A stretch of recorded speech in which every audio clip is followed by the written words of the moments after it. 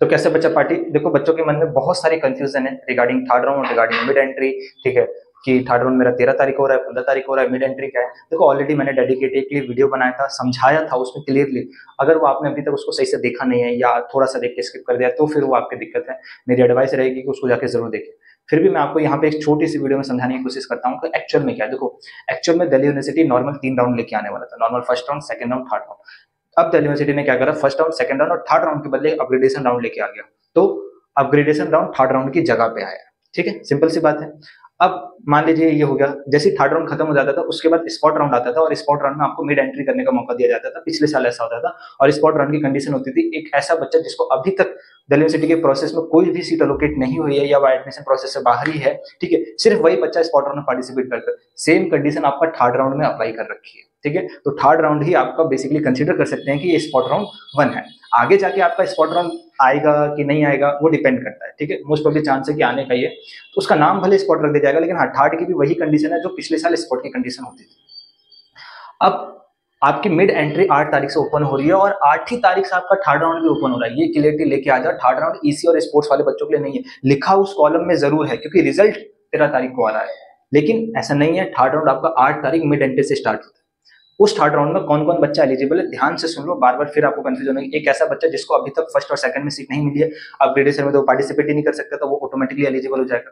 एक ऐसा बच्चा जिसने दिल्ली यूनिवर्सिटी के एडमिशन प्रोसेस के अंदर रजिस्टर कर रखा था, फीस भी सबमिट कर रखी थी, मतलब रजिस्ट्रेशन फीस सबमिट कर रखी थी, लेकिन किसी ना किसी कारण से उसको दिल्ली यूनिवर्सिटी में सीट मिली और उसको रिजेक्ट कर दिया गया। ठीक है, कोई भी प्रॉब्लम हो सकता है, सब्जेक्ट मैपिंग हो सकता है, डॉक्यूमेंट वेरिफिकेशन हो सकता है, किसी भी चीज की दिक्कत हो, रिजेक्ट कर दिया था, वो मिड एंट्री के थ्रू आ सकता है। उसको 1 रुपया देने की जरूरत नहीं है। ठीक है, वो एडमिशन प्रोसेस में यहाँ पे आके पार्टिसिपेट कर सकते हैं। अच्छा, मिड एंट्री में आपको हर एक बच्चे को आपको एक वापस विंडो ओपन करी जाती है, इसे करेक्शन विंडो ही कहा जाता है एक तरीके से, जिसमें जिन भी बच्चों को अभी तक मान लीजिए कोई सीट अलोकेट नहीं हुई है, क्या पता उनके पास कोई कैटेगरी सर्टिफिकेट था अभी तक अपलोड नहीं कर पाए, तो अब आपके पास एक मौका है कि हाँ आप अपना कैटेगरी सर्टिफिकेट अपलोड कर सकते हैं, 1 रुपया देने की जरूरत है।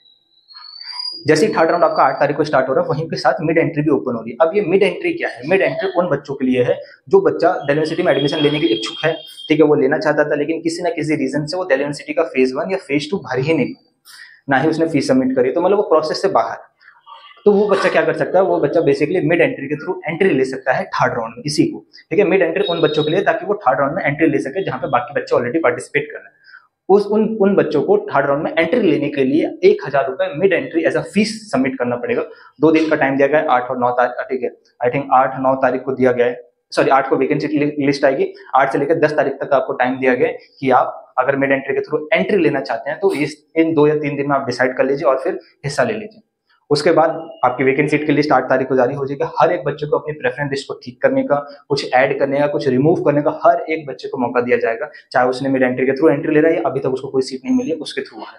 ठीक है, वो ऐड भी कर सकता है, रिमूव भी कर सकता है, रीऑर्डर भी कर सकता है। उसके बाद जो फाइनल आपका रिजल्ट आ रहा होगा वो 13 अगस्त को आपका फाइनल रिजल्ट आ जाएगा, और 13 अगस्त को फाइनल रिजल्ट थर्ड राउंड का आएगा। और थर्ड राउंड में हर एक बच्चा पार्टिसिपेट कर रहा है, चाहे वो मिड एंट्री से आया हो चाहे वो नॉर्मल राउंड से आया हो। ठीक है, मतलब नॉर्मल राउंड में सीट ना मिली हो उस तरीके से वो आया।